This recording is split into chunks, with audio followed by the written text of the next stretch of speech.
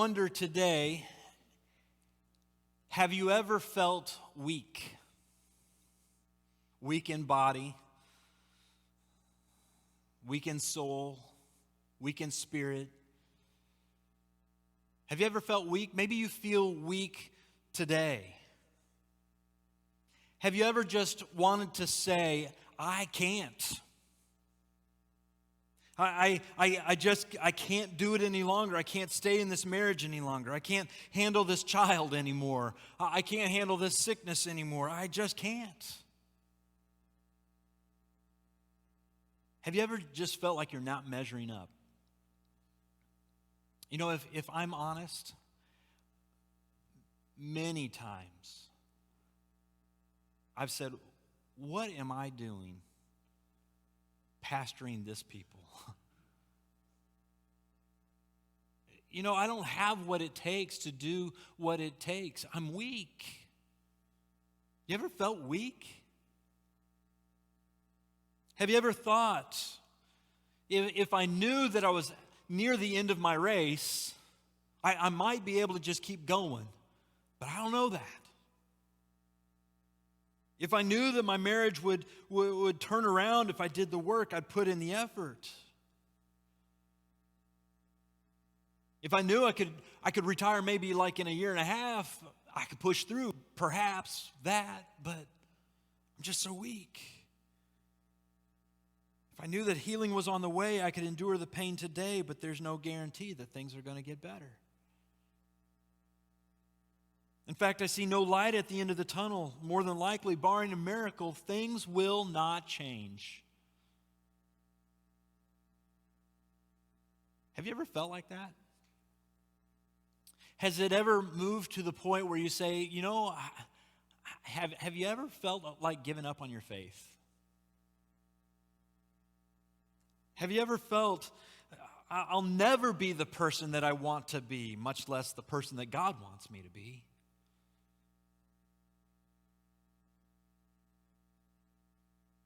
Have you ever maybe been faithful to the Lord?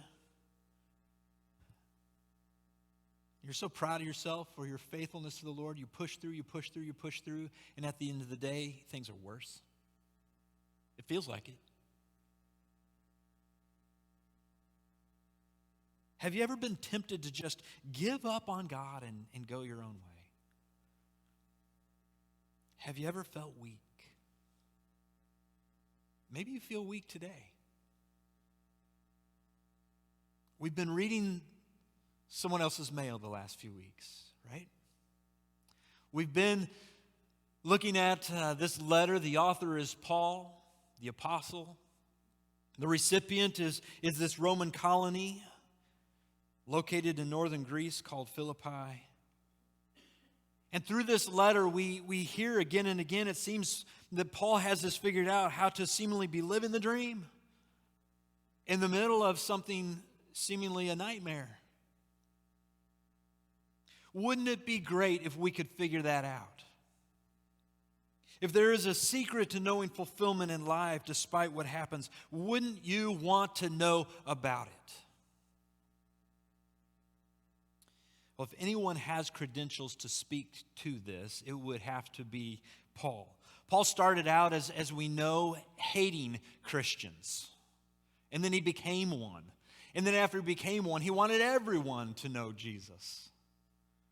He was kind of a person of extremes. One day he was a terrorist. The other day he was a missionary.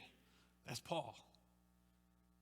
Paul lived every breath to proclaim that Jesus is Lord and to lead others to this knowledge of Jesus as Lord.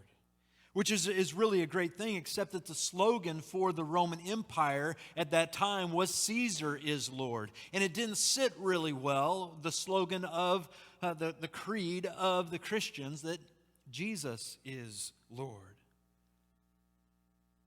And there was an emperor named Nero who sat in power of the empire. Maybe you know something of that name. Nero is probably most famous for his hate of Christians. He was the one who fed Christians to lions just for entertainment. He was the one who at his garden parties would burn Christians just to give light for his parties. That's Nero. So when Paul finds himself in a Roman prison while Nero is emperor, it's more or less game over for Paul. But Paul doesn't seem to appear to have the fears you might expect of someone on death row. The letters he writes aren't, get me out of here. It's not, pray for my escape even. Send me a file and I'll break out myself. He's not writing these kinds of things in his letter. He's not complaining of how nasty his cell is or how cold or damp and dark and lonely it is. He's not telling his readers to hide in the hills and abandon ship. He's not saying, I was wrong, save yourselves. He's not saying those kinds of things in his letters. Rather, he says things like, God's going to get you through whatever you're going through.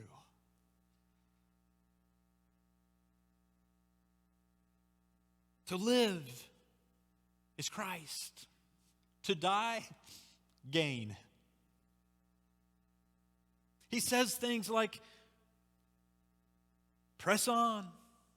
Like, whatever happens, conduct yourselves in a manner worthy of the gospel of Christ. He says, keep following my example. He says, rejoice. He says, be gentle. He says, be thankful. He doesn't seem to be shaken by the news that he may face Nero in court any day. You get the picture maybe that he'd love to go to court and have an audience with Nero so that maybe he could tell Nero how much Jesus loves him. His response is not normal, wouldn't you agree? It's not natural. Either something has terribly gone wrong in his head or there is something beautifully right in his soul. And I believe that there is something beautifully right in his soul. And Paul would say the same thing. In a word, he named it contentment. Contentment. We wrap up this series today, Philippians chapter 4. We're going to begin at verse 10. But before we get there, just a little bit more background. If prison reform is needed today, it was needed much, much more then. See, if you were in prison, the governments in that day kind of thought that they were doing their fair share just to house you as a prisoner and keep a guard posted and pay them to make sure that you didn't escape. It was kind of their thought that they didn't really need to feed you, much anyway. They kind of had this thought that if you were a good citizen, then there were other good citizens in Rome or in the Roman colony that would take care of you as a good citizen, if indeed you were a good citizen. So they kind of left it to others to take care of you. If you were going to have anything to do in jail, if you were going to have a pen and paper, you would only get that because someone brought that to you. If you had a deck of cards, it was because somebody brought that to you.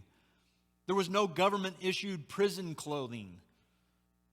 If you needed clothes, somebody had to bring that. If you needed a coat, somebody needed to bring that.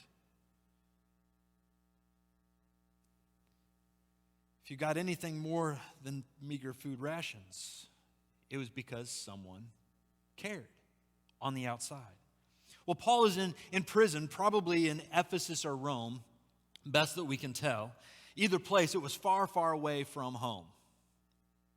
Apparently, he's not getting a lot of support. We understand that news travels extremely slow in that day, right? And so after he was imprisoned, it probably took a long time for the church of Philippi to even know that he was in prison. Philippi, as the crow flies, was about 4,600 miles away from Rome. That's a long journey on foot and by sea. So when the church does hear that Paul is in prison, they do send him a care package, but it was another delayed trip to getting that to him. All this time, Paul is in prison. without a lot from the outside coming in, and yet content. He finally receives their gifts. And he sends a letter, the letter of the Philippians that we have now for us to read, and we have been going through the last several weeks. We have this letter that he writes to them, and in that letter he writes these words. I rejoiced greatly in the Lord that at last you renewed your concern for me. Indeed, you were concerned, but you had no opportunity to show it. You're so far away, you didn't even know that I was okay? And he says, I am not saying this because I am in need. What? Right?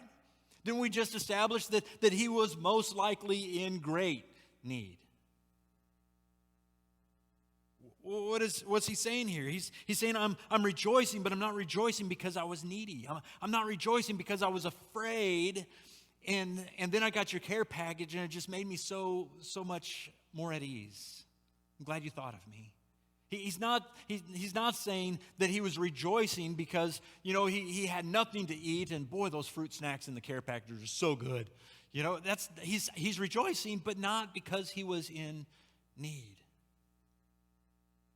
He's not ungrateful, but neither does he want to give the wrong impression. The message he does want them to hear is that his outlook on life won't rise and fall according to the current circumstances. That's been the theme through the whole letter. I'm not saying this because I'm in need, for I have, what's the word? Learned. I have learned to be, say it, content whatever the circumstances.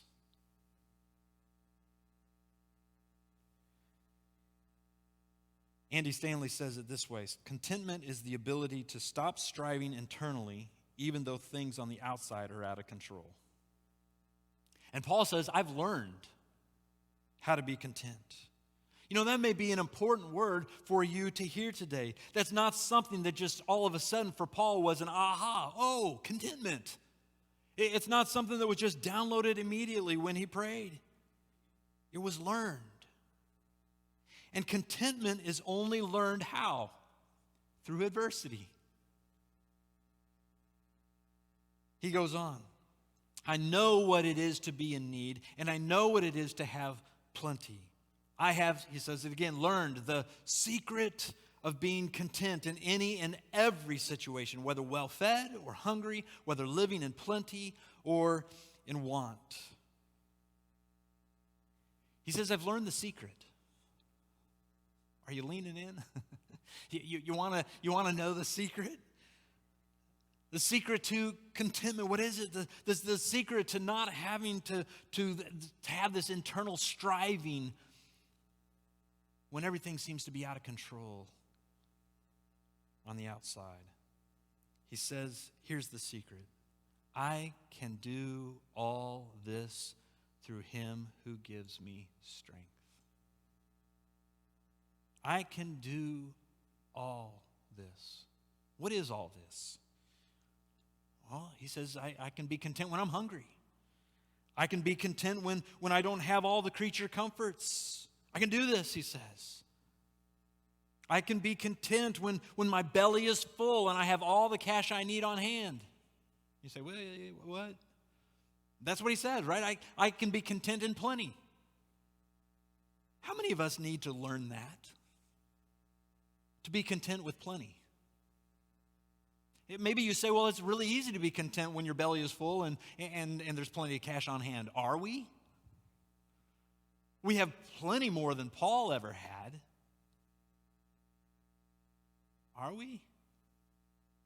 Where's that line when contentment is contentment, when enough is enough, when we don't have to be striving for more? Maybe you say, well, I'll be content when I get that raise. Will you, though? Maybe that day, until you start spending that cash. Contentment, without it, plenty is never enough. And Paul says, I've learned how to be content, whether I don't have anything or if I have a lot of stuff. Paul admits, I can't just will myself into contentment. He says, I don't have that kind of strength in myself. He says, I'm weak. He says, I can do all this through him. Who's him? Christ, right? Some of our translations help us out with that. I can do all this through Christ who gives me strength. And let's clarify, it is Christ's strength. And if it's Christ's strength that we're leaning on, that's a lot of strength, isn't it?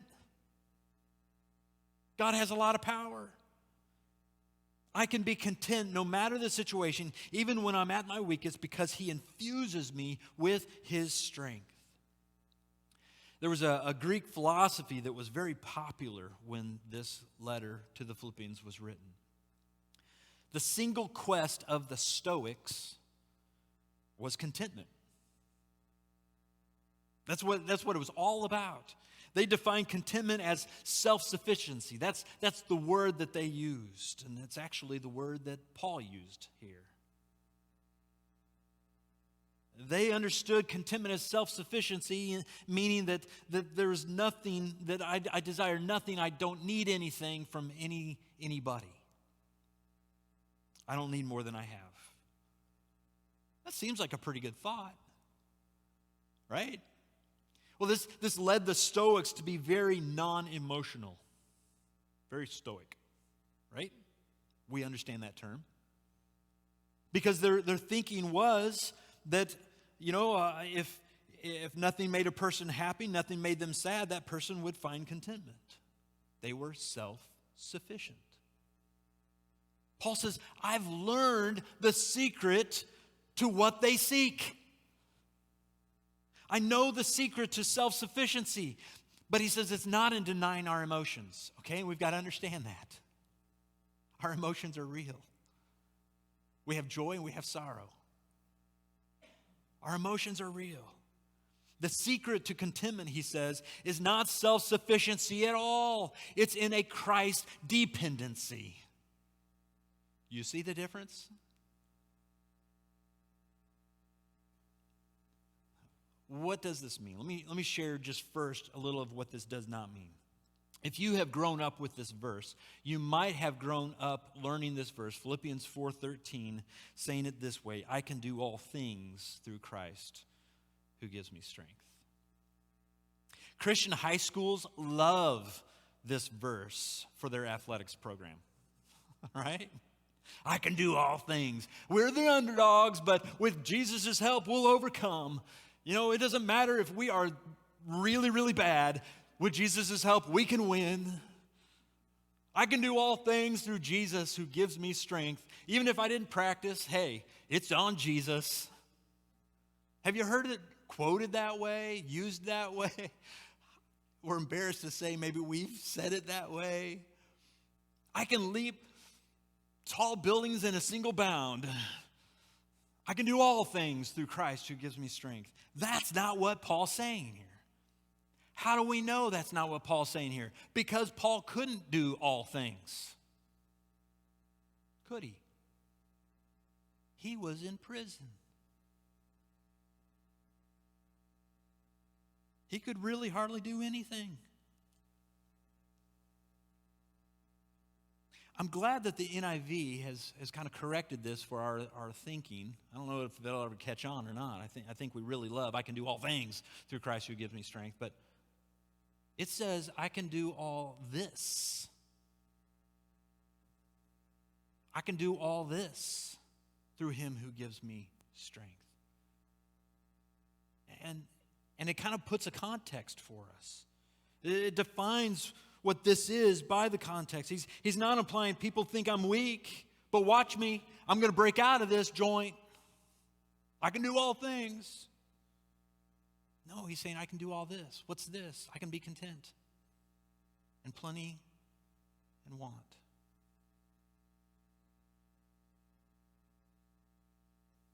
He's saying whatever I'm going through isn't going to get the better of me because Christ has all of me.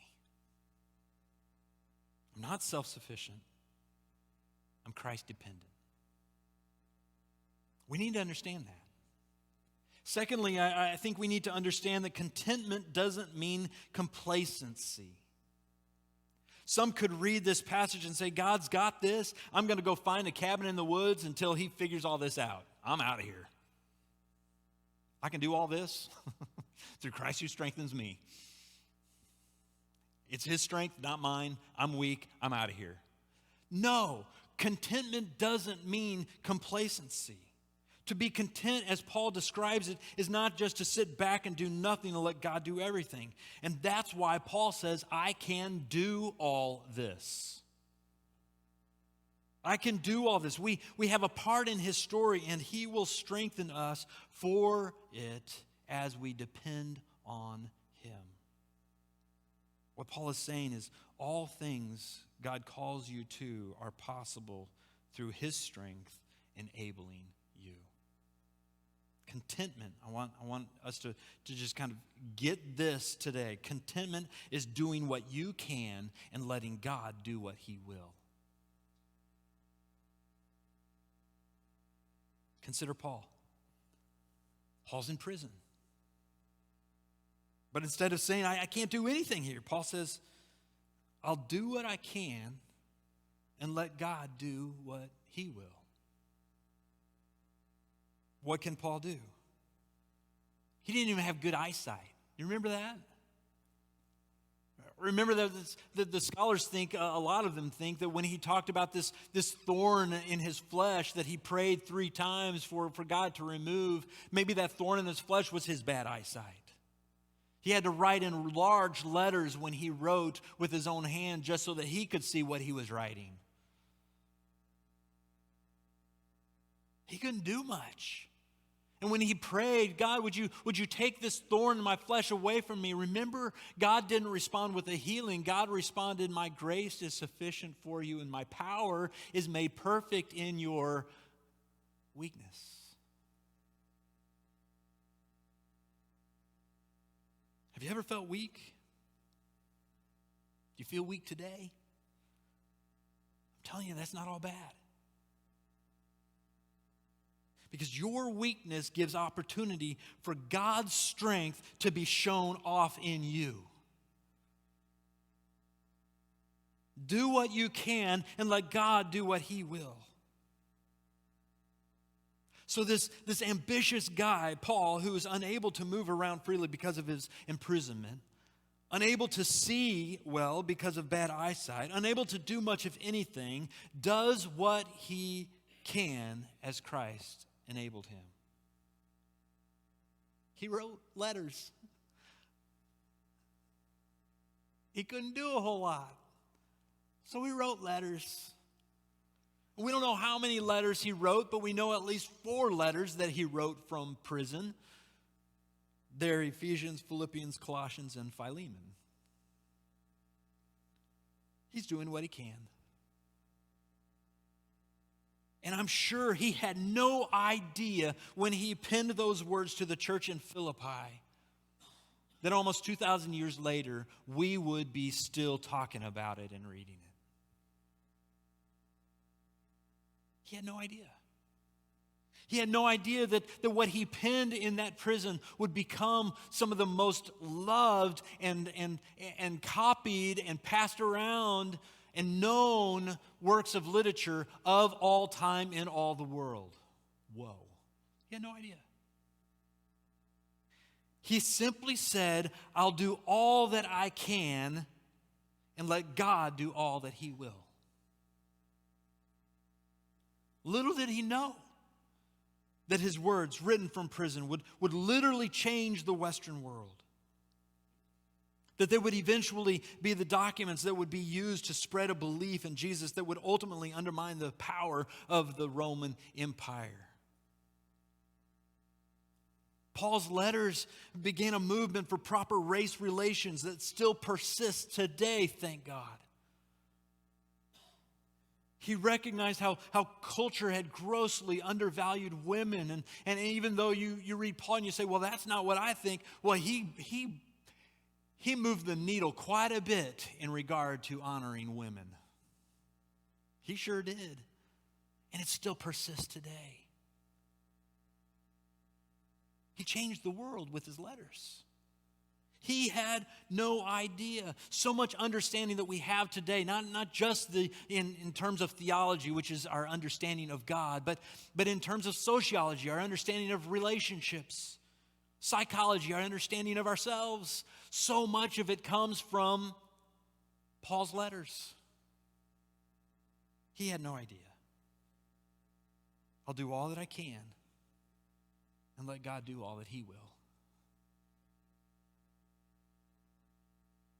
What are the odds that a letter whose recipients were 4,600 miles away, perhaps, over land and sea and through enemy territory, would find its destination?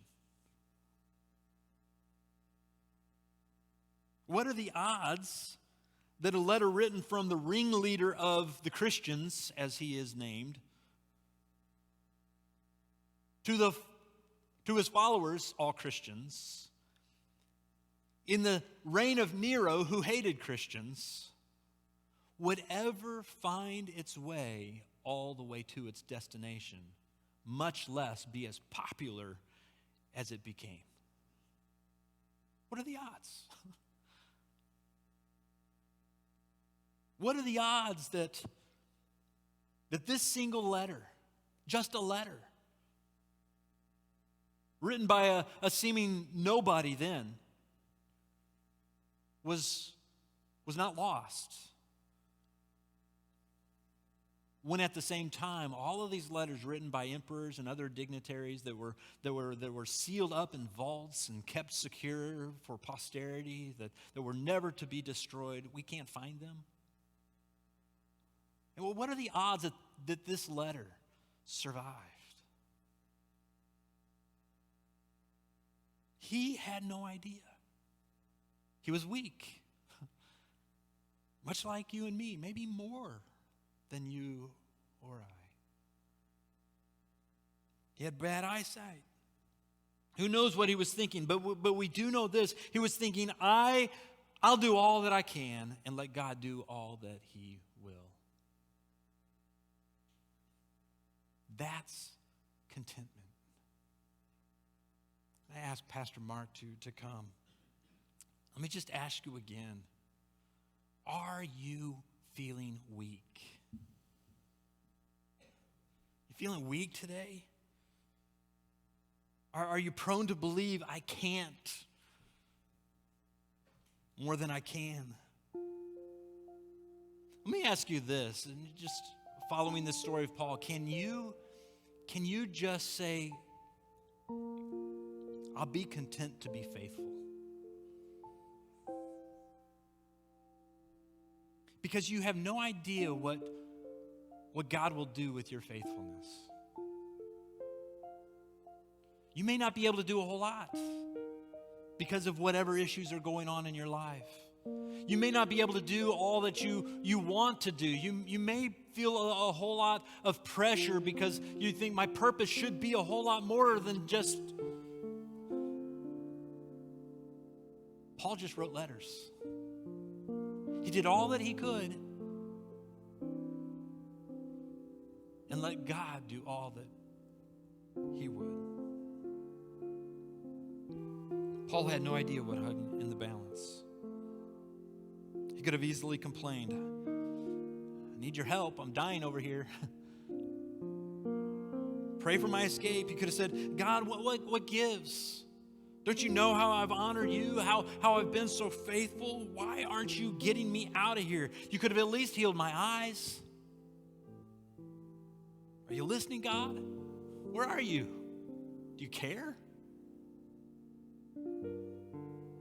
His circumstances would have naturally lent themselves to that kind of response. Instead, his response was not complaint, nor was it complacency.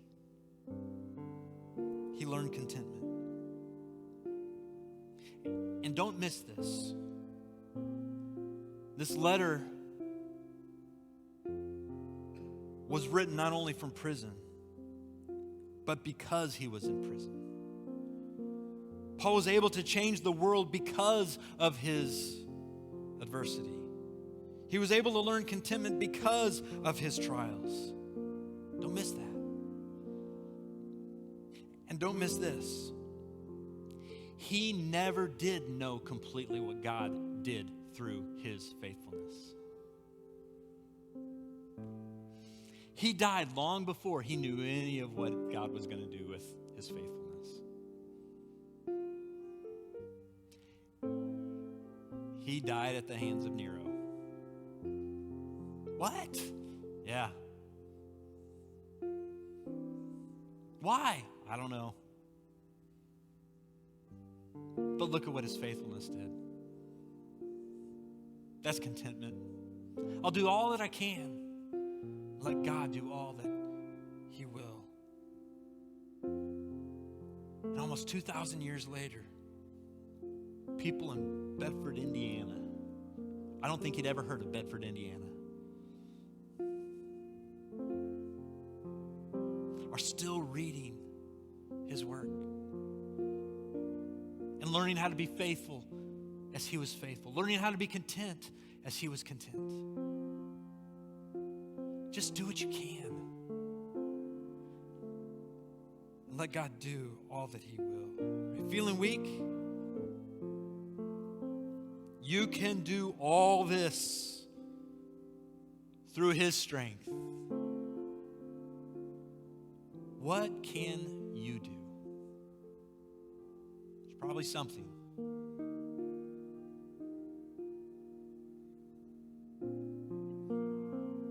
What will God do?